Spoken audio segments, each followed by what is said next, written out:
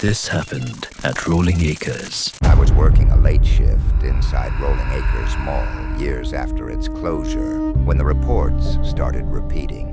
Why did footsteps keep circling the upper level long after the walkway collapsed? Most of the anchors were gone by the early 2000s, leaving the whole place dim. Shuttered storefronts, cracked neon, and empty corridors stretching into dark.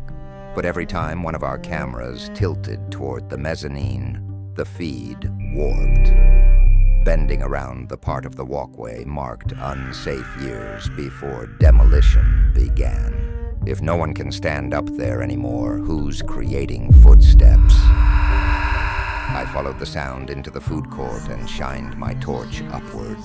Then a long shape moved along the mezzanine rail, drifting over the open drop where the walkway once connected both wings. The footsteps didn't match any security patrol route. That corridor still echoes the last person who walked it before the mall shut down.